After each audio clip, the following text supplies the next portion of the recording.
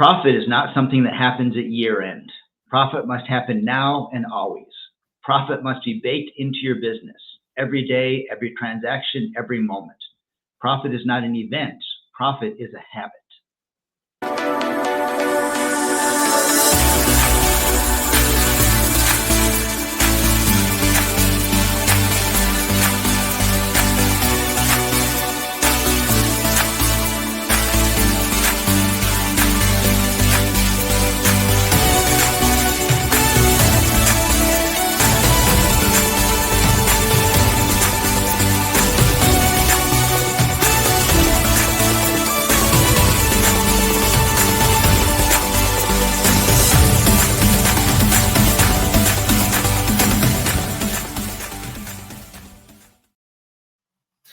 What is up, champions? Welcome to another episode of Champion Reads, where we talk about best-selling books and their best principles to help you out with your best life.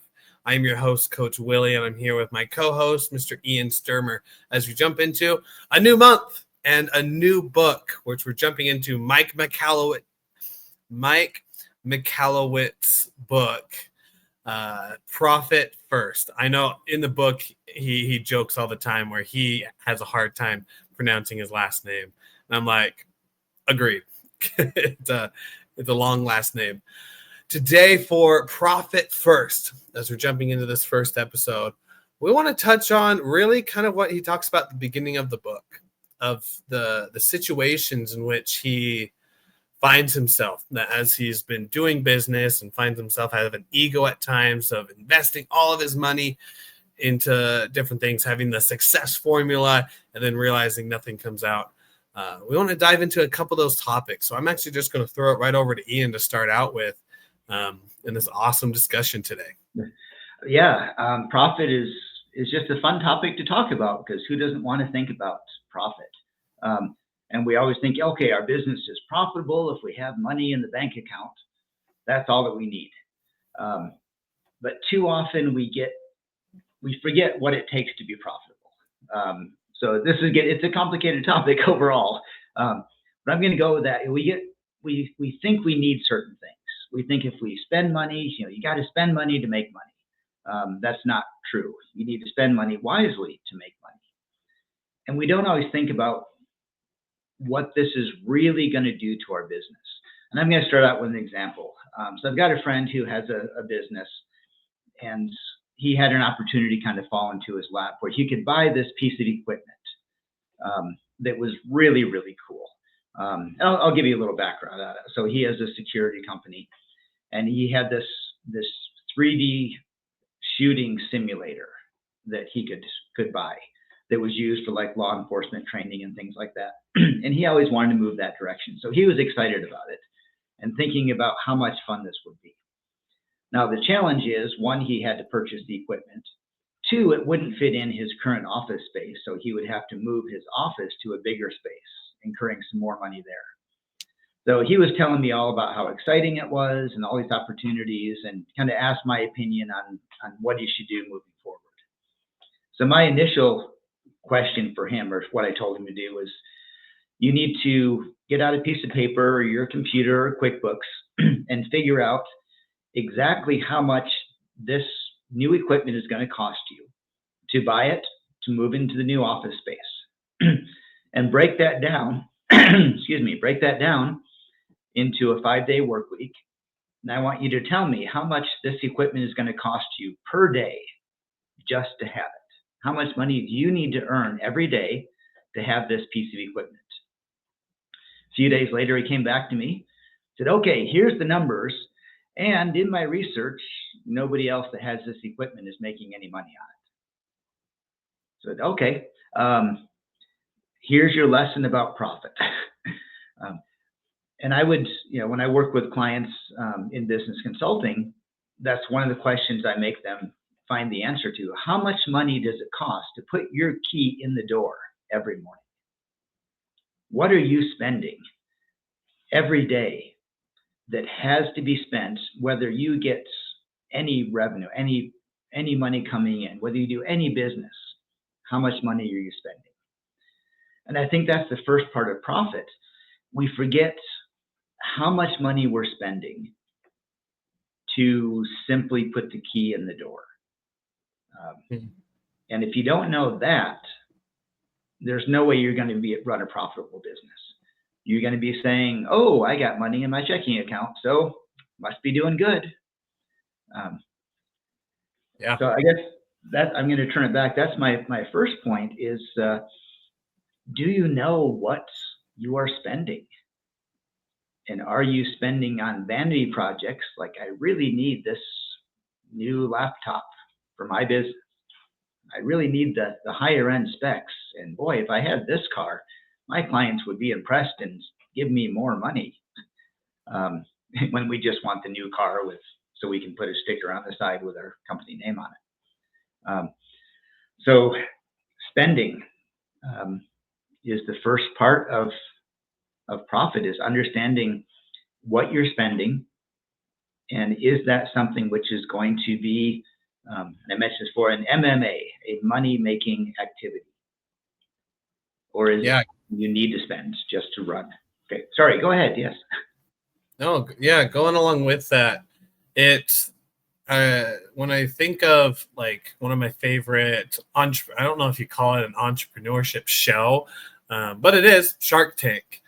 And when the sharks are up there asking questions, like we see each episode, and each person up there is up there, I don't know, 8-10 minutes during the whole thing.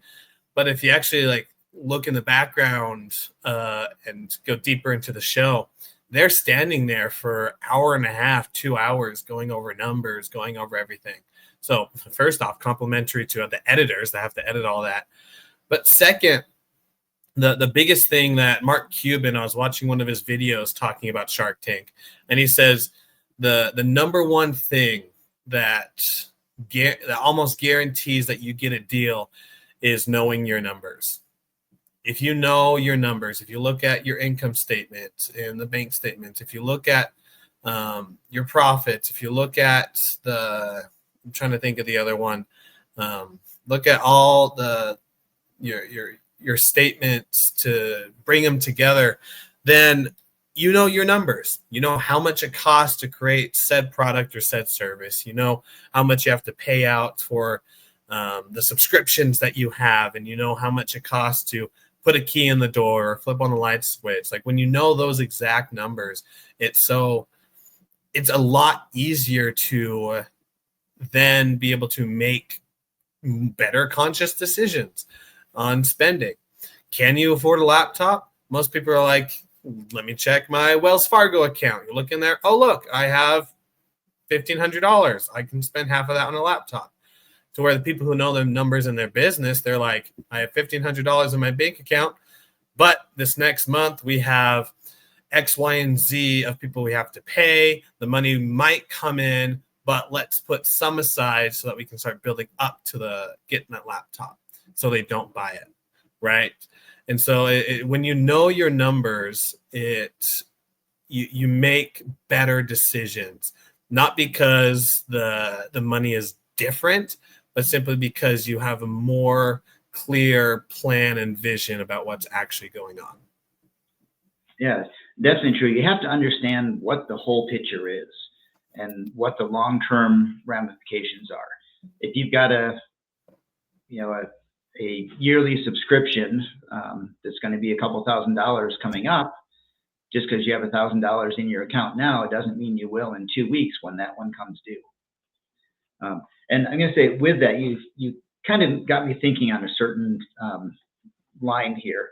So as we're looking at expenses and profits, and your revenue minus expenses equals profits. That's the basic one, and that's still relatively true. And we'll get into the formula that the book uses later on in the episodes. But expenses is kind of a big one that I like to talk about. Now, I'm going to throw you under the bus a little bit here, Willie. So you have a goal now to lose a certain amount of weight. Yeah. So I'm going to use an example that if you see a piece of pie that's 500 calories,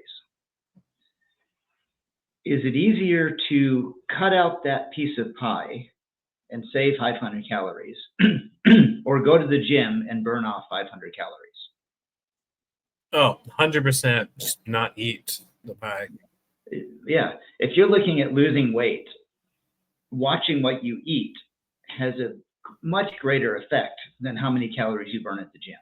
Now, they're both important, don't get me wrong.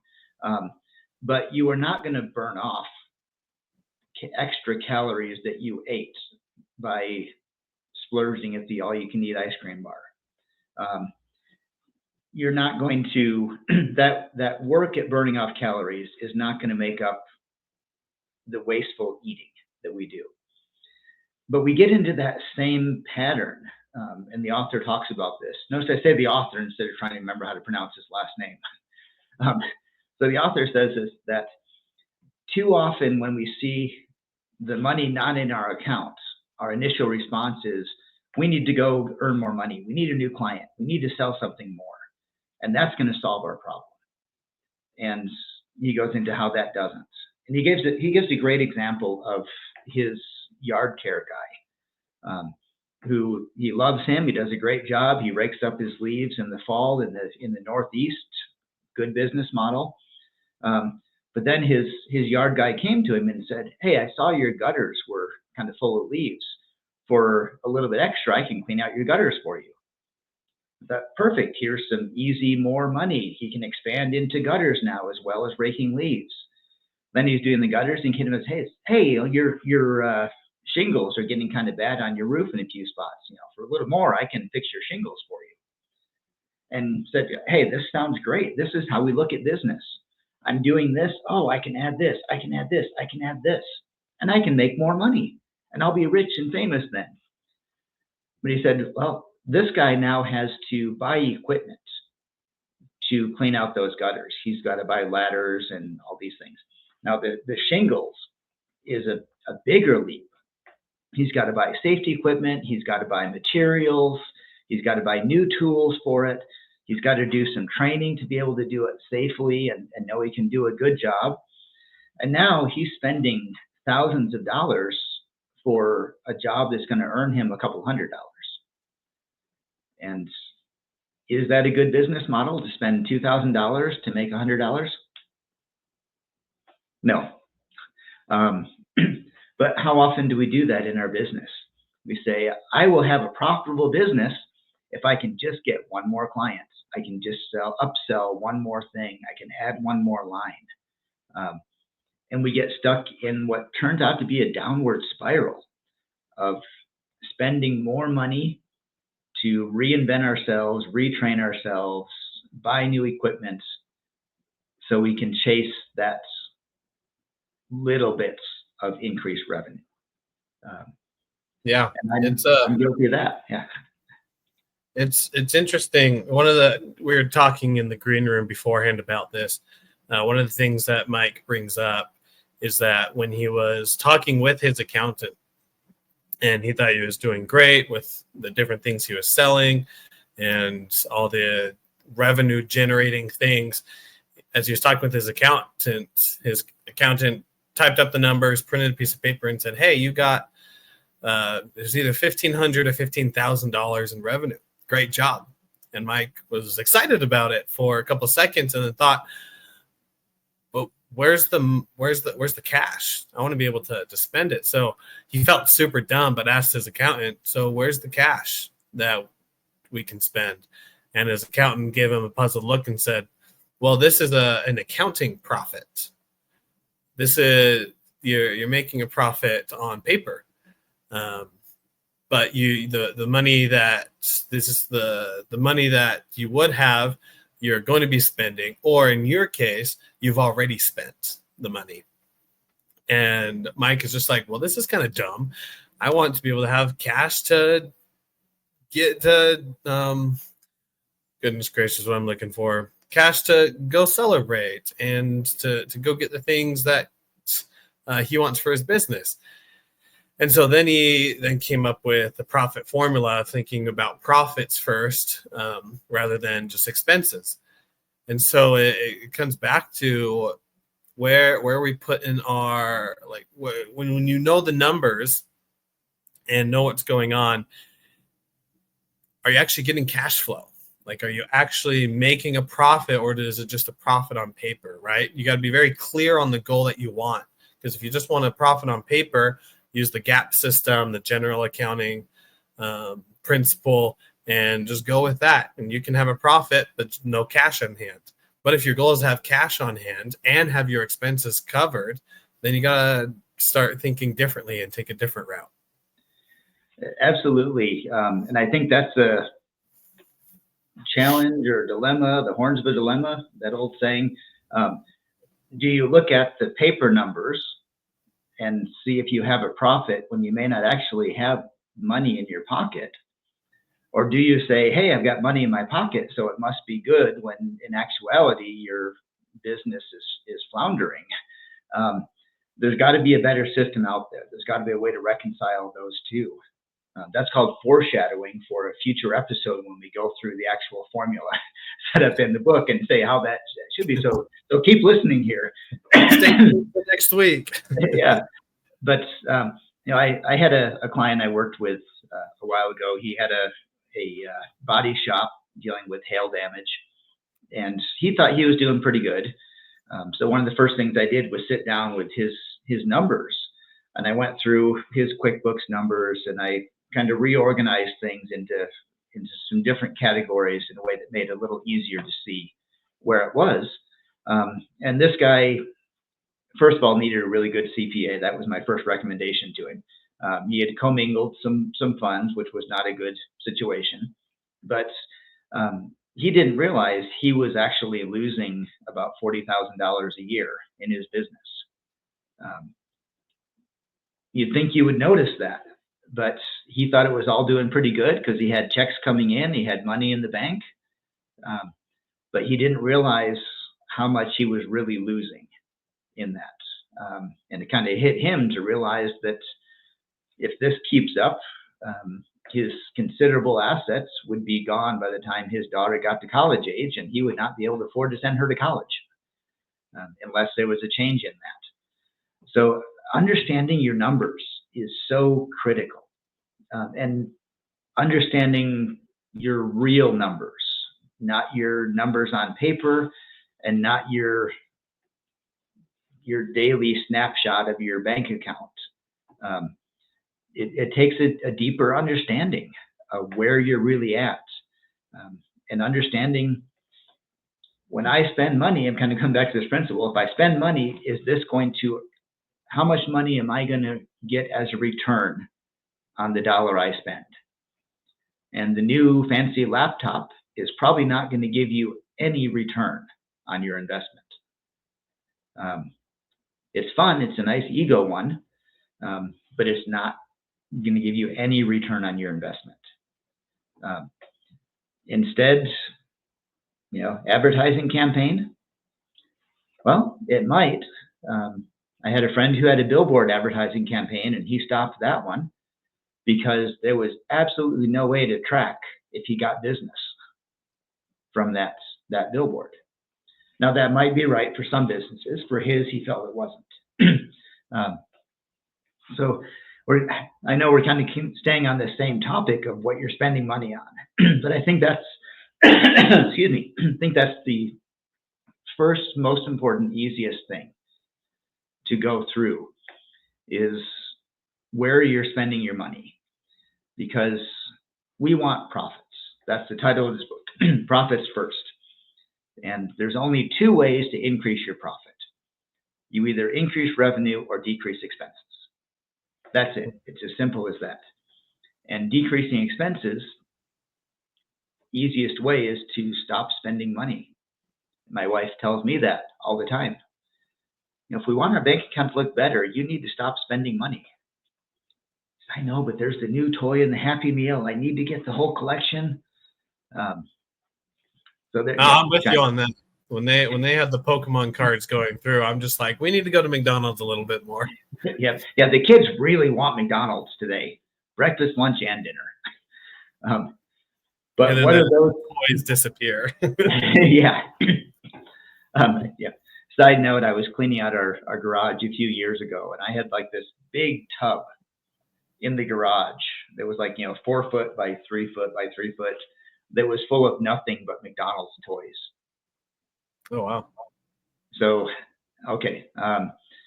Yes, I know if there's any nutritionists on here, my kids are already grown. It's too late to fix that. Don't comment on that part. But how much money did I waste on some of these things? And what are we? Oh, yeah. No, please finish your thought. Oh, I was just kind of finishing. Yeah, just what are we wasting money on, and what can we cut out that's not necessary as the first step? Yeah, for those listeners, here's some more practical application type stuff that you can use. Because I know, just like anything, it's easy to say, don't spend your money and save it and invest it into some things that either in yourself or things that are going to grow.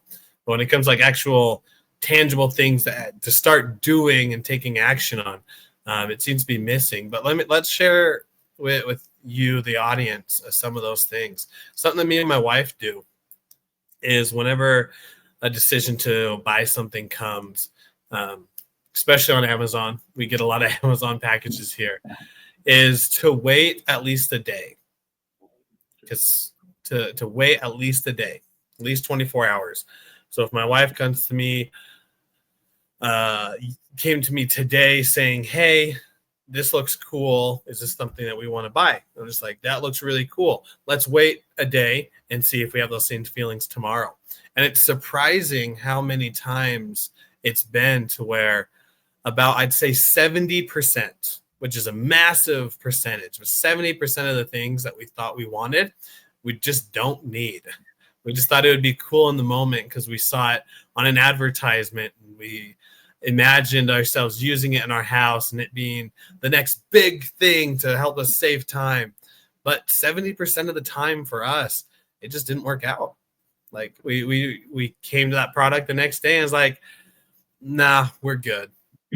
Giving that time and space to hold on to the emotional buying, even though I'll tell you this, most of the time it doesn't feel like emotional buying. Wait 24 hours, it's emotional buying. When you put the time in there and wait a day, you actually just stick to the things that work instead of just buying things that don't. So a great way that my wife and I have found is to just wait 24 hours if you want to buy something. And then on big purchases, things that are massive, we say wait 7 days, wait a week, because you need a little bit more time to be able to release the emotions off of that one. So something that's worked for us and hopefully can work for you. Give time between wanting to do something and just see where it goes. Definitely true. Now, Amazon is a stickler for many things, but the Amazon driver actually stopped by yesterday at our house and knocked on the door. Said, yeah, I didn't have a delivery today, so I wanted to make sure you're still okay. Sad thing there. But I'm going to second what you said, especially on a personal basis. For personal finances, wait 24 hours. I'm going to expand that even more on a business side. And for business purchases, you should see a need before you even look at a product. You shouldn't be seeing an ad pop up on Google and say, oh, that would help my business, and go there to buy it. You should be saying, what does my business need? Where am I losing money? What systems would save me money? Where am I spending too much time? What equipment is out of dated and not doing what it could be doing? Now, you have to be researching. You have to stay up on top of things to know what products are out there and see, because we don't know what we don't know. We may not realize there's a better way to I was going to say skin a cat. Now I'll say the better way to skin a cat than I encourage people not to skin cats in any way, but there may be a better way to do something. I know you're kind of our IT technical guy here, and you've come across some programs that help to create shorts out of our longer form videos that saves a lot of time. Has been a very wise investment, because you researched, you saw a product, you saw how that would help us. But as a business, we need to make sure that we're not just jumping into, hey, this will give me, 1.036% greater efficiency in digging holes than the old shovel that I was using. So I better do it. Well, first of all, see if that's a problem, because that 1% efficiency may be irrelevant compared to a 30% efficiency you're losing in a different area. So you need to always be on top of your business and realize where you're spending money and or time that could be more efficient. Then you look for a solution to fix that problem. But if you don't know the problem first, there's a lot of really shiny solutions out there that may not actually fix problems that we have. They create their problem first just so they can find a way to fix it. So understand your business, and you've got to know your numbers for that, especially dollars, but also your time. Because if you can spend your time more efficiently, then you're saving money by doing that. Again, you're cutting out expenses that you wouldn't have by being more efficient. So you really have to have that background knowledge. You have to know your business. You have to know your numbers. You have to know where your weak points, where your pain points are. Then start looking at where to spend money on those. And ask yourself, is this going to save me money? Is this going to increase my profit by saving me money? Or is this another shiny object that will make me feel way more cool as I walk into the country club with my specially Champion Reeds branded cover over my golf clubs? Oh, that'd be kind of cool. Yeah. Gold stitched. Boy, that would help my business get so much bigger. Because everyone's looking at your golf clubs, right? It's as we're wrapping up the end of this episode, the idea, as we've been talking, of one, you brought up something interesting, and it's continued to stick with me, which is like, it's easier to just not do the bad thing than it is to try to do the bad thing. I'll give an example to clarify it. To do the bad thing and then try to repair it afterwards. Your example you gave, a piece of pie that's like 500 calories, which is a very heavy, dense piece of pie.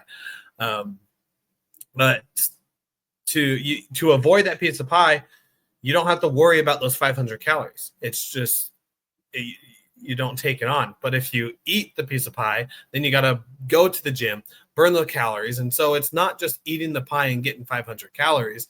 If you have the goal of losing weight, you also have to go to the gym, and to burn 500 calories, you got to do some intense stuff for 500 calories, like an hour and a half to do like very, very intense stuff, or you can do mild intense stuff for even longer than that. So it's just like, do you want to eat the pie and have to spend 2 hours of your day doing something else, or just avoid it, get a glass of water to have it fill your stomach, and then you just saved 2 hours, right? It's not just a single thing in which that we get consequence for. It's that the choices that we make lead to other things. And something else that was the time thing when I was talking about my wife and I, 24 hours or the 7 days, I thought about that as with health. Because something that I also do is whenever I get a craving for something, and I'll tell you what, I'm on 75 hard right now. I get cravings all the time for sweets and stuff. But what I do is I wait 20 minutes. Every single time when I have that craving and I just drink a glass of water and wait 20 minutes, the craving goes away. And I'm like, that is so interesting that craving goes away. So it's, when you put like a pause time limit on not just health, not just finances, but you can go into different things in your life, in your business, personal life, relationships and stuff. When you have that pause, it actually might enhance your ability to get the result that you want, because then you don't have to partake in that bad thing and have to deal with the result after.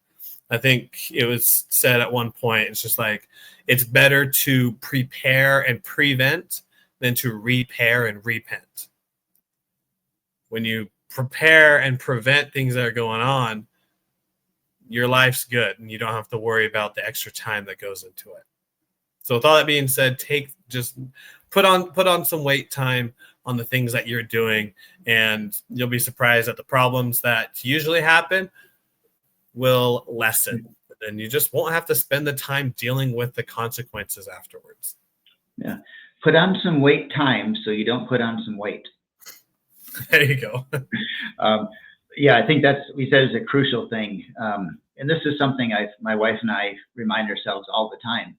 There's no such thing as a once in a lifetime opportunity. There is no deal on Amazon that is a once in a lifetime deal to buy this wicket. There's no business deal that's a once in a lifetime deal that you have to act on in the next 15 minutes, or else you will never have the chance again. Once we get set in our mind that these things don't exist, if we prepare and prevent, we will find more opportunities. More things will come up. We were on a webinar yesterday, and our friend and oftentimes guest, John Kovacs Jr., mentioned a story where he was talking to somebody at this gathering about one of his goals of setting up a pearl farm in the Philippines as a way of helping helping the I think it was oyster. Yeah, oyster farm. Okay, no, oysters have pearls sometimes. Yeah, one of those farms. But his idea was it was a way to build the local community and lift people up and provide opportunities.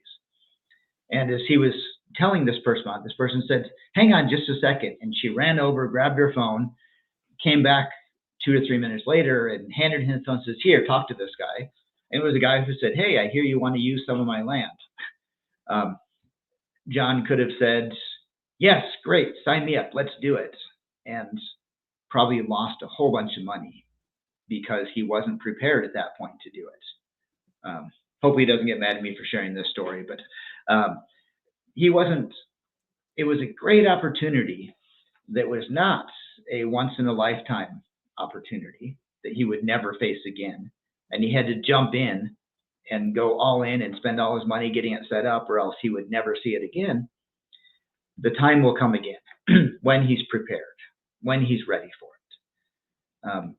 Those shiny objects are going to destroy our profits because we're going to be spending money on things that just we are not prepared to do.